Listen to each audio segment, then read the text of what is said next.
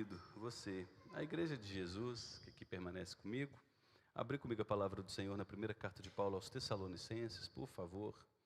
Primeira carta de Paulo aos Tessalonicenses. Nós temos estudado sobre essa carta tão importante, versículo a versículo, falando sobre a necessidade de vivermos com fidelidade, uma vez que nós temos uma viva esperança de vida eterna. Paulo, nos primeiros capítulos dessa carta, nos primeiros versos dessa carta, agradece a Deus pela igreja que estava na cidade de Tessalônica, porque ele cria que esse povo de fato era eleito do Senhor. Esse povo abraçou a palavra de Deus como de fato era a palavra de Deus. Esse povo viveu a realidade, ou procurou viver a realidade do amor um pelo outro, onde um cuidava do outro, e esse povo tinha uma esperança profunda no retorno de Jesus. E eles viviam como cidadãos que foram feitos para a eternidade. Paulo agora, no capítulo 2, versículo 17, ele segue dizendo sobre a saudade que ele tinha dessa igreja. Ele foi obrigado, depois de 3 semanas na cidade de Tessalônica, a fugir, porque os judeus vieram da cidade de Filipos e causaram um tumulto. Paulo provavelmente seria espancado, como foi na cidade de Listra. Lá ele foi apedrejado, espancado e dado como morto. Ele teve que fugir à noite e ir para a cidade de Atenas.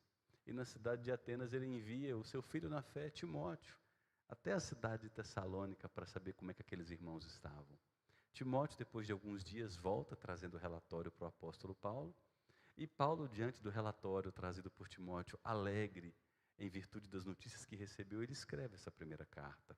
E aqui no verso 17 em diante, ele fala da saudade que ele tinha daqueles irmãos, do amor que ele tinha por aquele povo.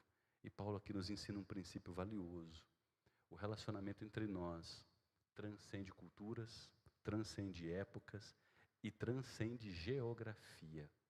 É incrível, você pode sair daqui de Anápolis, nesse exato momento, pegar um voo aqui na cidade de Goiânia ou Brasília, voar aí milhares de quilômetros.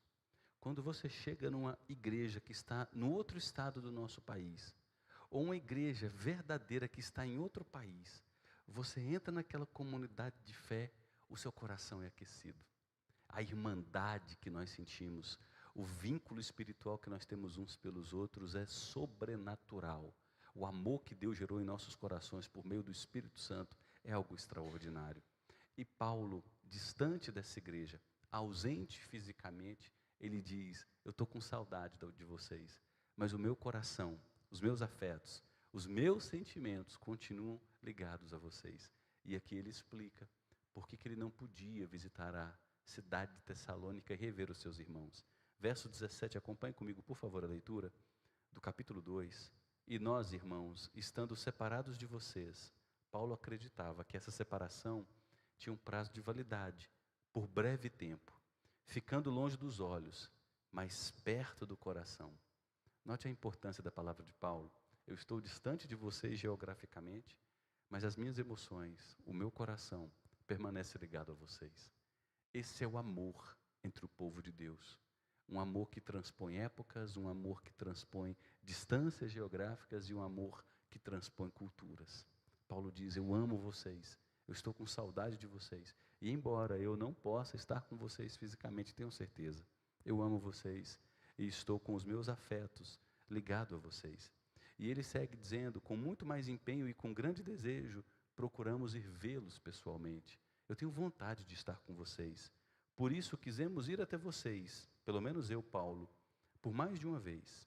E note o que ele diz aqui: porém Satanás nos barrou o caminho. Pois quem é a nossa esperança ou alegria, ou a coroa em que nos gloriamos, na presença do nosso Senhor Jesus em sua vinda? Não é verdade que são vocês? Sim, vocês são realmente a nossa glória e a nossa alegria. Paulo está confessando que aquela igreja, aquele vínculo espiritual, era a glória que ele possuía na presença de Deus. Quando todas as coisas desse mundo passarem, gente, o que vai ficar mesmo são os nossos relacionamentos, a história que nós construímos, as pessoas que nós levamos a Cristo, as pessoas que nós discipulamos. Nossos automóveis envelhecerão, nós envelheceremos, nossa energia vai diminuir demais de ritmo, nossos olhos vão começar a ficar embaçados, nosso ritmo vai desacelerar. E quando nós estivermos na eternidade, o que vai valer a pena mesmo são pessoas, amigos espirituais, gente com quem nós comungamos da vida com Cristo nessa vida. Essas pessoas caminharão conosco na eternidade. E Paulo diz, essa é a minha glória, são vocês.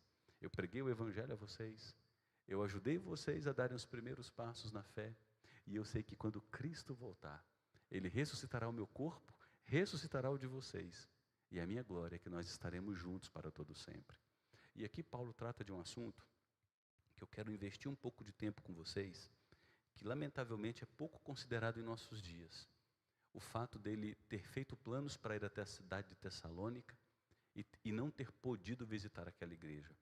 Paulo diz, Satanás, que significa adversário, nos barrou o caminho. Olha que informação importante. Se você ler os versículos anteriores, por favor, eu convido você a ler o versículo 14. Paulo vai dizer, tanto é assim, irmãos, que vocês se tornaram imitadores das igrejas de Deus, que se encontram na Judéia e que estão em Cristo Jesus, porque também vocês sofreram da parte de seus patrícios as mesmas coisas que eles, por sua vez, sofreram dos judeus, os quais não somente mataram o Senhor Jesus e os profetas, como também nos perseguiram, não agradam a Deus e são adversários de todos. No verso 16, Paulo diz, a ponto de nos impedirem de falar aos gentios, para que estes sejam salvos. Paulo está dizendo aqui nos versos 14 a 16 do capítulo 2, que os crentes que estavam na cidade de Tessalônica enfrentavam perseguições da parte dos judeus que crucificaram Jesus Cristo. E Paulo diz que ele mesmo estava sofrendo severas dificuldades por esses mesmos judeus que não criam em Cristo como Senhor e Salvador. E no verso 17, Paulo diz, Satanás nos barrou o caminho. Por isso que eu não pude ir visitar vocês como eu desejei 2 vezes.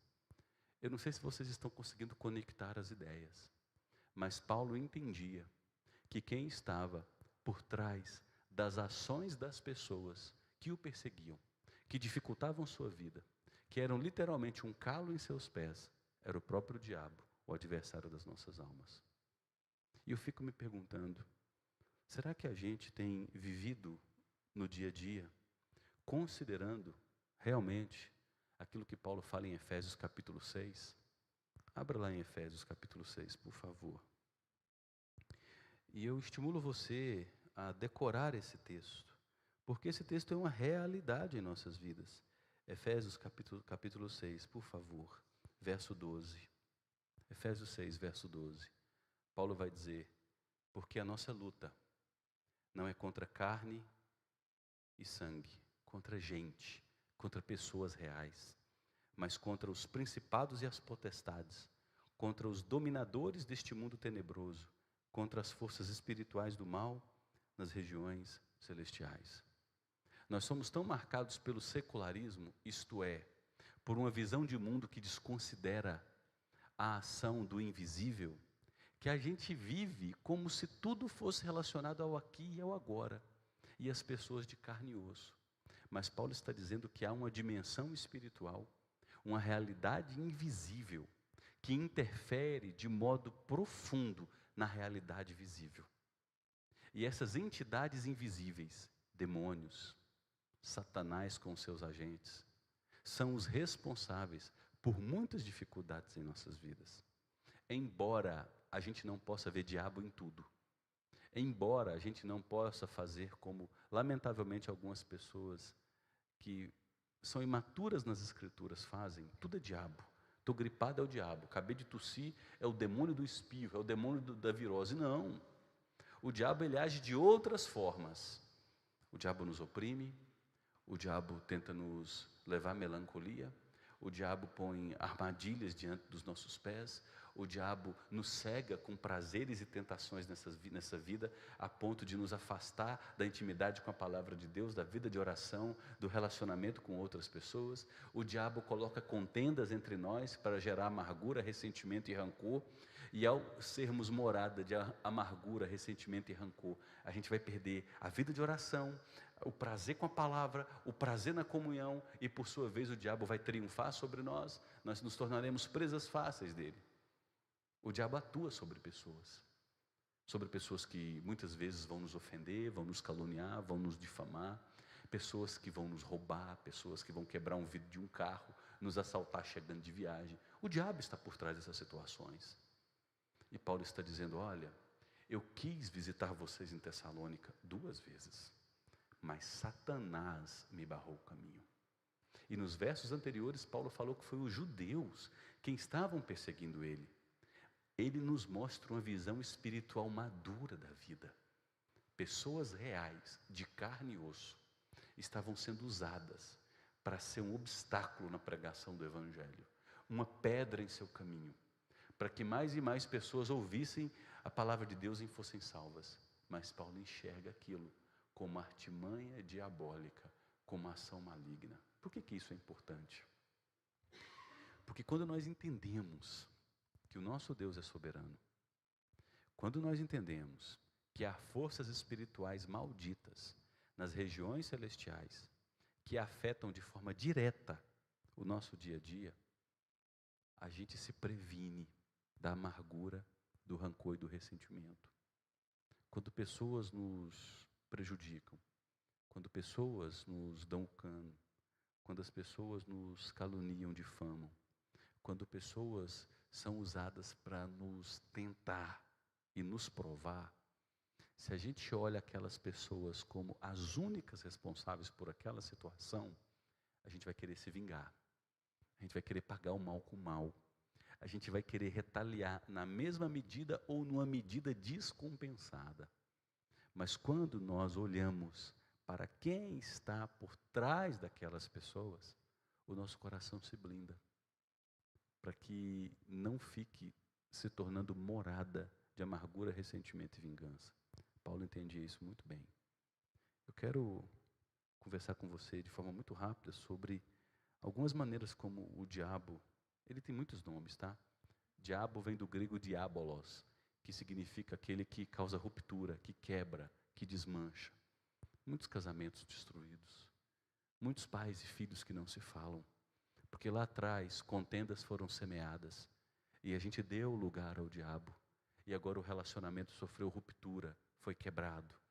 Outro nome dele é Satanás, que significa adversário, acusador. É aquele que intensifica a nossa culpa diante do pecado. Você não presta, você é um miserável. Está vendo? Você caiu de novo nesse pecado. Você não é digno de ser amado por Deus. O diabo procura acentuar a culpa em nosso coração. Ele é o pai da mentira. Ele é chamado de homicida. Ele é chamado também nas escrituras de dragão. Ele é chamado também de a antiga serpente, aquela mesma presença maldita que levou os nossos pais, os primeiros pais, ao engano.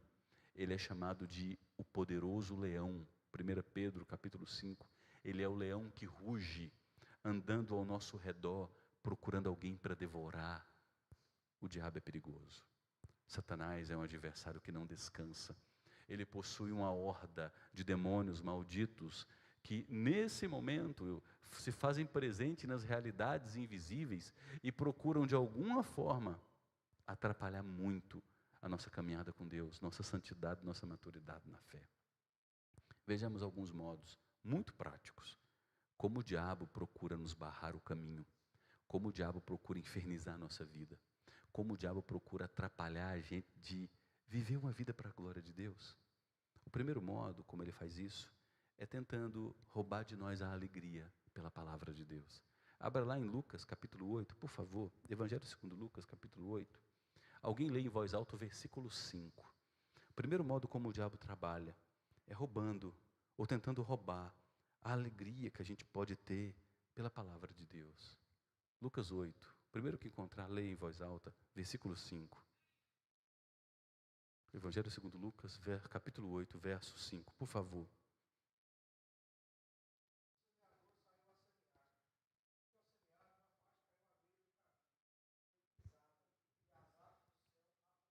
Agora leia o verso 12.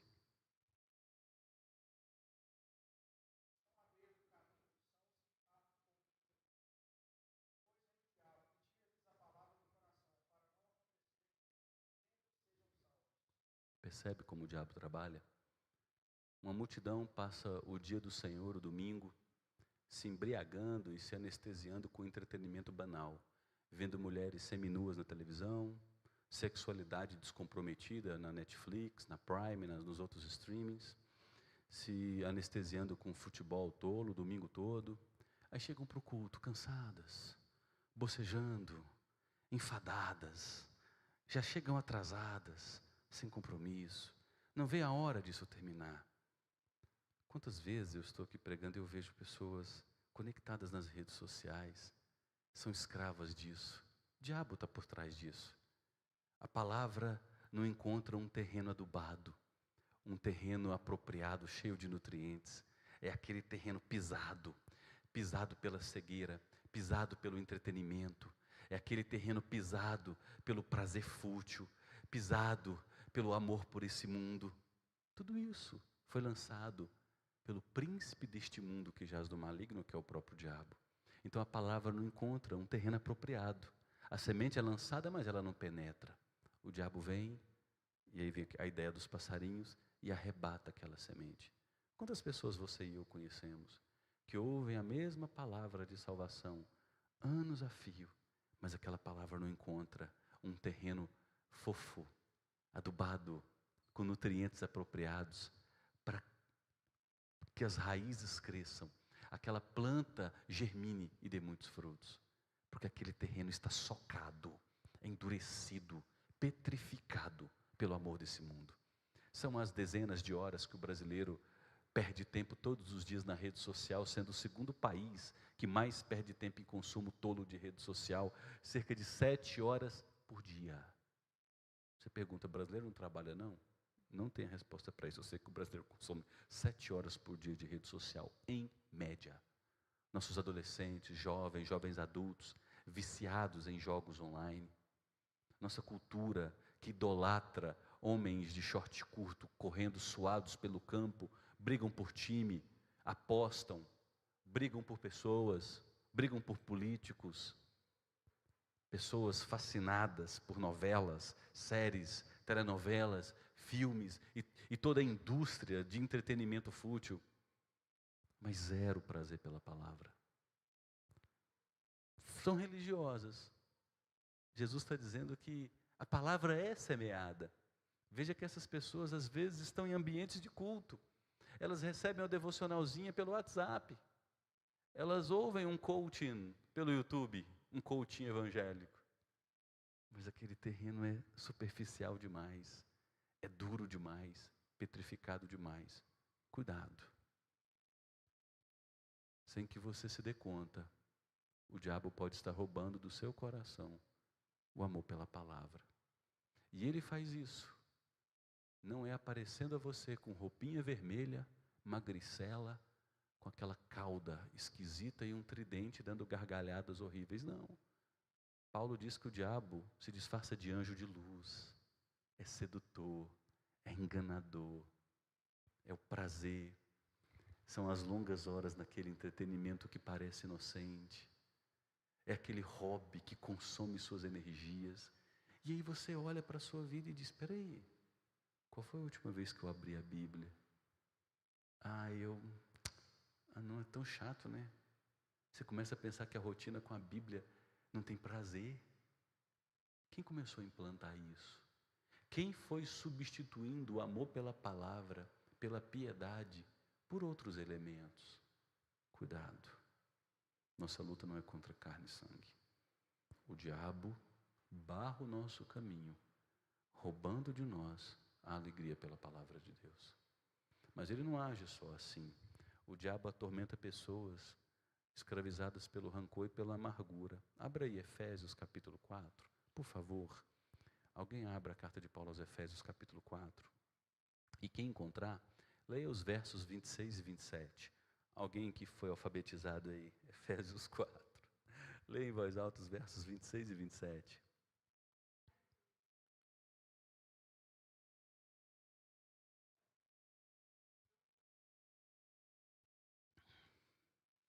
Existe um tipo de ira santa.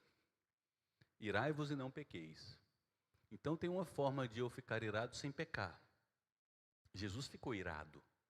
Ele chegou no templo, chutou barraca, quebrou gaiola, libertou animais aprisionados por aquela indústria maldita da religião do primeiro século.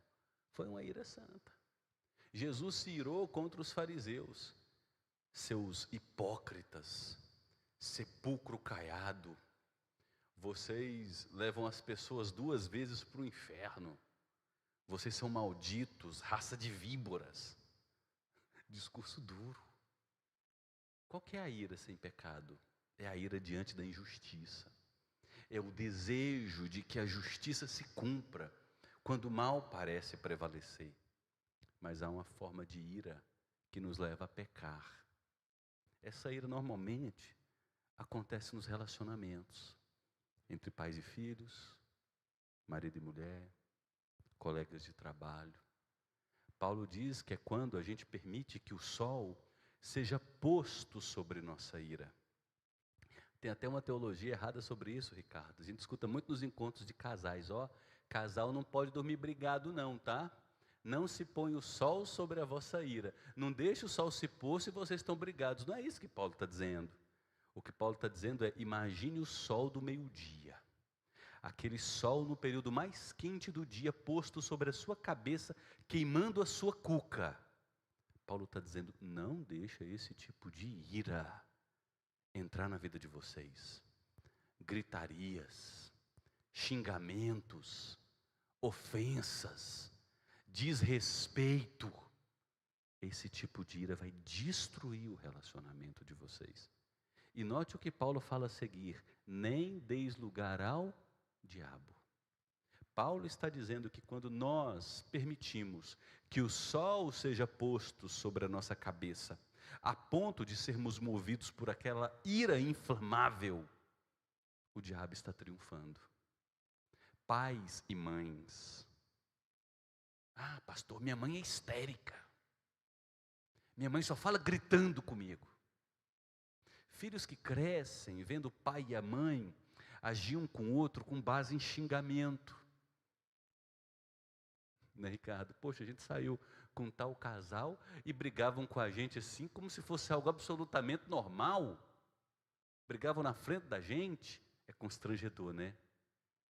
Há determinados casais que eles já normatizaram e normalizaram tanto o sol sobre a ira, que eles saem com outras pessoas e eles brigam entre si na frente das outras pessoas como se fosse natural.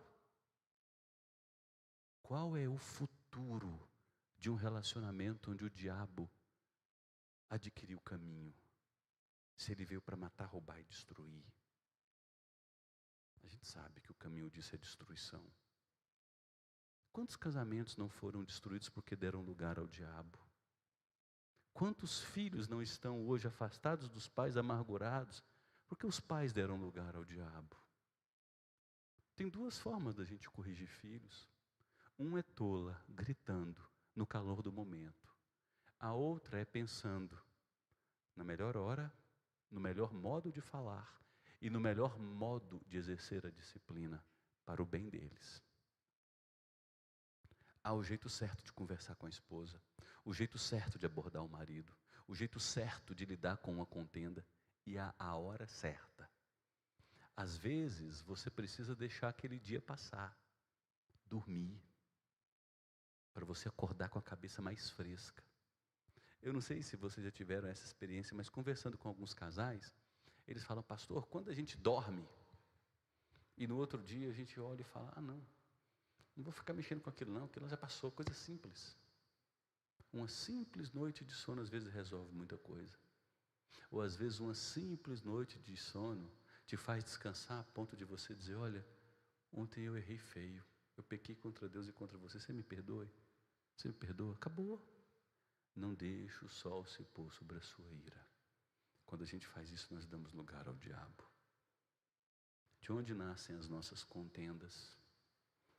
Os ressentimentos, a amargura, as discórdias. De movimentos no mundo espiritual que agem de forma real para nos abalar.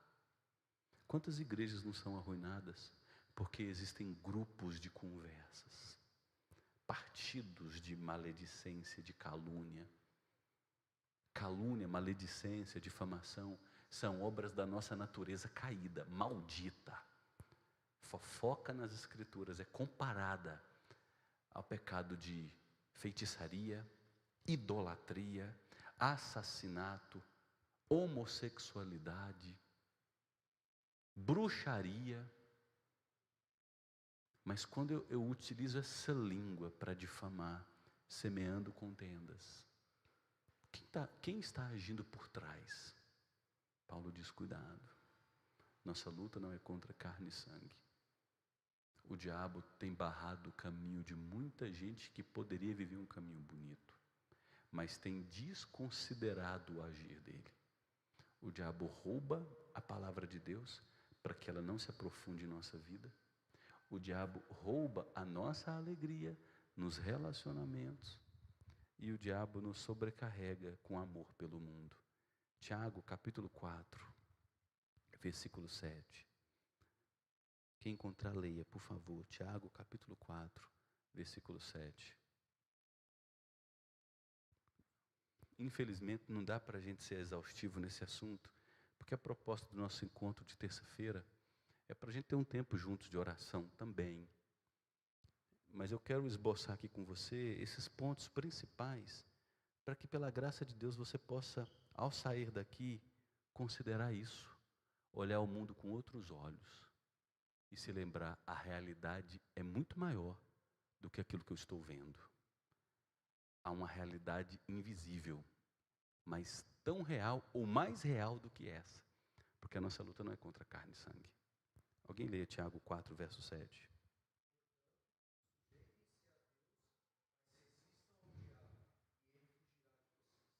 Sujeitem-se a Deus, resistam ao diabo e ele fugirá de vocês.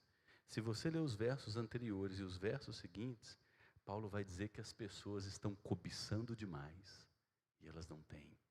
Elas são avarentas, elas anseiam por aquilo que esse mundo que jaz no maligno oferece. E quanto mais elas anseiam e mais têm, menos satisfeitas elas estão. E Tiago está dizendo: cuidado. O diabo tem ganhado terreno em sua vida. Resista. Aproxime-se de Deus e o diabo vai fugir de vocês. 1 João, capítulo 2, versos 15 a 17. 1 João, capítulo 2, um texto muito conhecido, versos 15 a 17. Alguém leia, por favor. Esse texto tem conexão com esse de Tiago 4, 7. 1 João 2, 15 a 17. Alguém leia.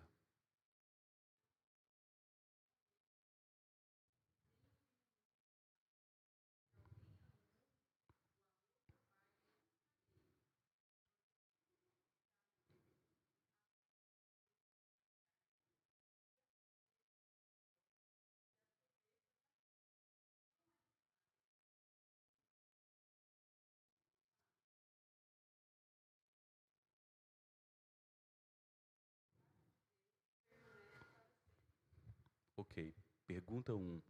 A que tipo de mundo João está se referindo?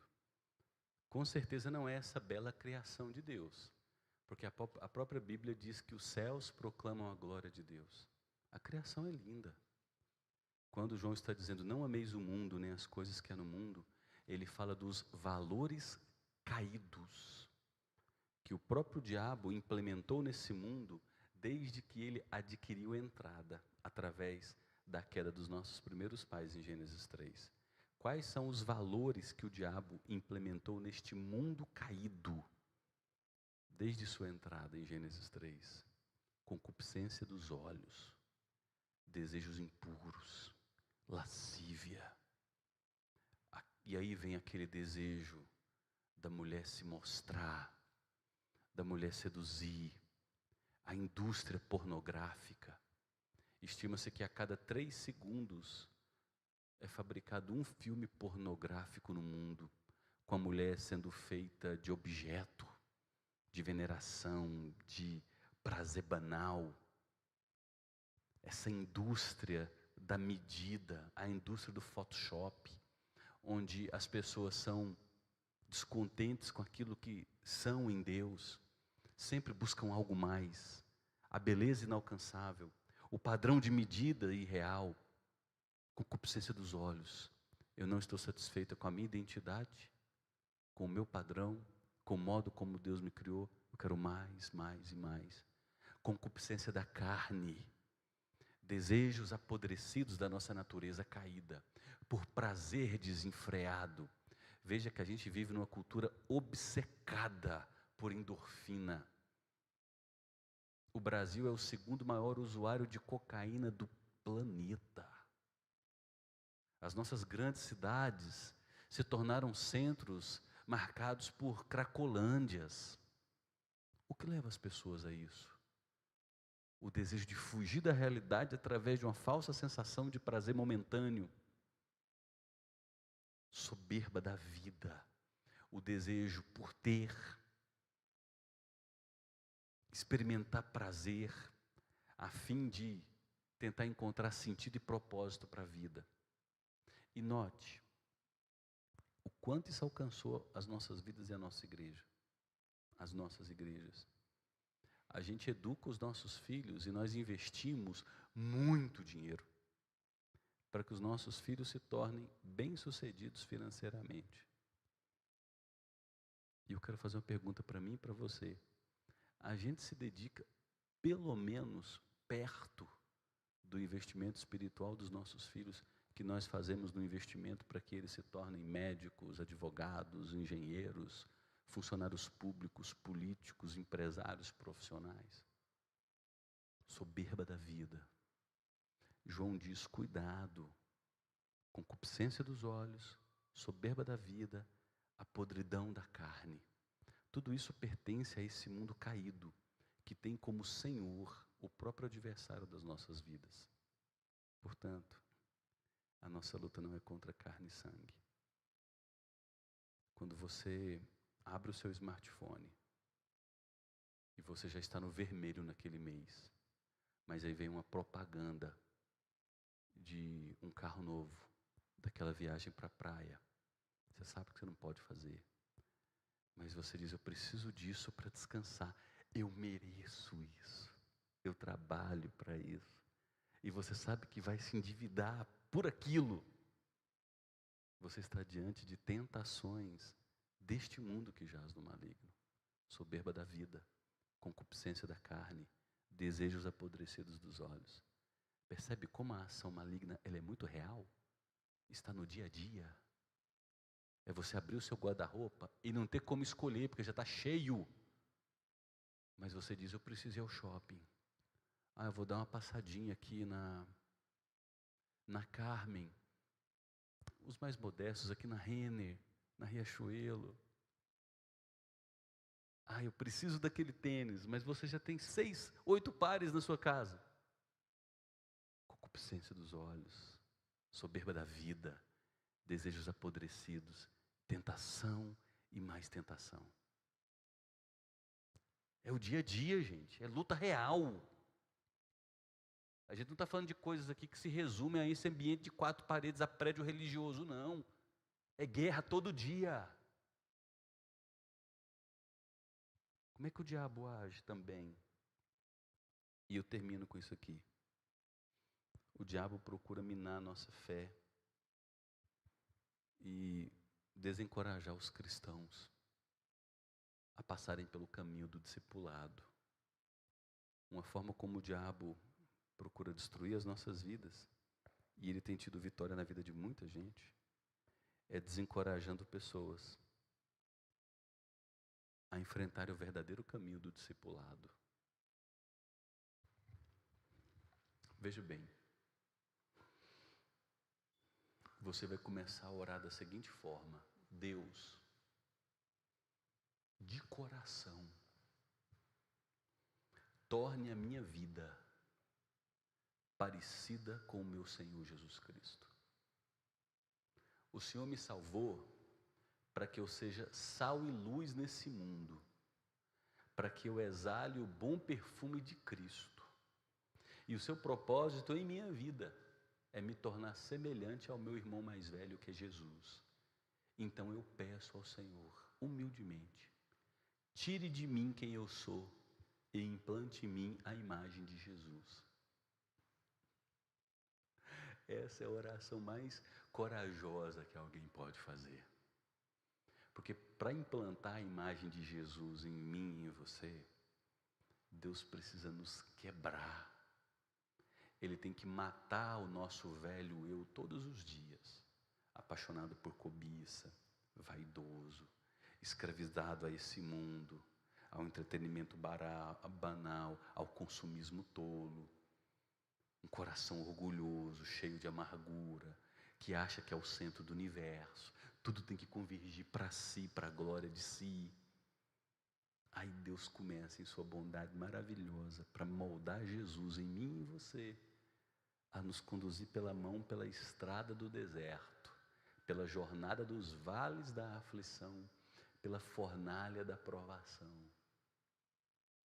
Como é que o diabo tem destruído a vida de muita gente que poderia viver um cristianismo bonito, roubando do coração das pessoas o entendimento de que a vida cristã que amadurece é uma vida que passa pelo fogo, que enfrenta dificuldades, que passa por provações, que passa por lutas.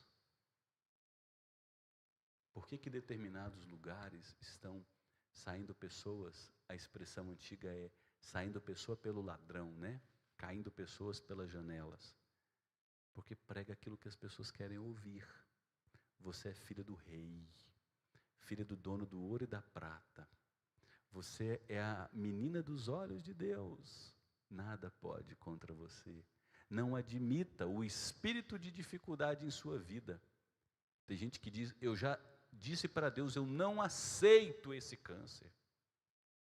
Mas e se esse câncer for o melhor presente que você pode ter recebido em toda a sua vida para conhecer a Cristo e ser quebrado e moldado por Deus? Tem gente que diz, eu não aceito isso em minha vida. Eu já disse para Deus, eu ordeno. Senhor, eu te ordeno isso. Meu Deus do céu. Como é que alguém tem coragem de ordenar? Como é que o pó, o barro, tem coragem de... Tem tanta presunção de ordenar a Deus alguma coisa? Tem muito espírito diabólico em muitos lugares com o nome de igreja, ensinando as pessoas que elas têm que abominar a provação, abominar a cruz, abominar a mortificação do eu. Mas Jesus diz, se alguém quer ser meu discípulo, tem que negar a si mesmo, com toda a sua natureza caída, seu amor por esse mundo, seu amor pela cobiça dos olhos, pela soberba da vida, e tomar a cruz. Todos os dias. Cuidado. O diabo é real. Paulo via isso no seu dia a dia. Pessoas o perseguindo. E Paulo disse, Satanás me barrou o caminho. John Piper, em um dos seus livros, falou o seguinte, na cultura americana, né, o beisebol, ele disse, eu amo o beisebol, eu amo o beisebol, mas eu precisei parar de assistir, porque entre um intervalo e outro, eram tantas propagandas de comida, de roupa, de carro, que eu me sentia tão tentado, mas tão severamente tentado, que eu precisei abrir mão do esporte que eu amava assistir, porque eu enxerguei que Satanás estava começando a prevalecer sobre minha vida. Quais são as coisas assim onde você pode observar Satanás tentando adquirir espaço sobre a sua vida? São coisas que podem ser até lícitas, mas que fazem você não ter mais prazer pela vida devocional, prazer pela oração. Eu acredito que muitos irmãos, de forma correta, nesse momento, estão com a agenda comprometida. Mas muitos outros irmãos, o diabo está triunfando sobre a vida deles porque não tem mais prazer no ambiente de culto. Não tem mais prazer em abrir a palavra numa terça-feira. Eu tenho certeza que tem muitos irmãos nesse momento com dopamina, passando feeds nas redes sociais. Quais são os triunfos do adversário sobre sua vida? Cuidado. Você carrega alguém em amargura, ressentimento, desejo de vingança? Cuidado. Não deixe o sol se pôr sobre a sua ira. Isso é dar lugar ao diabo. Cuidado pelo seu amor pelo mundo. Esse consumo desenfreado. Essa insatisfação perene. Sempre quer mais e mais e mais e nunca está satisfeito com os brinquedos caros que já possui. Cuidado. Nossa luta não é contra carne e sangue. É possível que o diabo esteja barrando muito caminho. E é necessário que você resista a ele firmado na fé, para que esses impedimentos sejam retirados e você trafegue na vida com Deus com um pouco mais de paz, maturidade. Você entendeu isso? Alguma pergunta? Vamos orar então? Deus, em nome de Jesus, como a Tua palavra é clara em nos ensinar, e nós pedimos ao Senhor graça, bondade, misericórdia, para abrir os olhos de tantos homens e mulheres que se dizem seus súditos, mas que andam cegos, escravizados, sem considerar aquilo que a Sua palavra claramente revela. Desperte os que dormem, ó Deus. Levante um povo que mais parece morto que vivo. Desperta a Tua igreja. Faça a Tua igreja voltar a olhar para Cristo. Os dias são maus. Jesus disse que no fim dos tempos o amor de muitos se esfriaria. E nós, lamentavelmente, observamos como a cultura ocidental começou a adorar o dinheiro e tudo aquilo que ele representa, com seu sinônimo de conforto, privilégio, ostentação, prazer, luxos e entretenimento e tantas outras coisas. Tudo isso se tornou substituto de Deus. Ó Deus, desperta a gente, vivifica a sua igreja, dê à tua igreja alegria, prazer, contentamento no relacionamento com o Senhor. Liberte a alma daqueles que estão cativos à amargura, ao ressentimento, ao rancor. Faça-os enxergar isso. Acorda teu povo. Ponha o seu povo de volta, ó Deus, nos trilhos, para que andemos no eixo, com a boca no pó, e satisfeitos em tantas riquezas que nós temos no Senhor. E que a graça de Deus o Pai, que o amor maravilhoso de Jesus, o Filho, que o cuidado, a bondade e a presença do Espírito Santo sejam derramados abundantemente sobre a nossa vida, hoje até o dia final. Amém.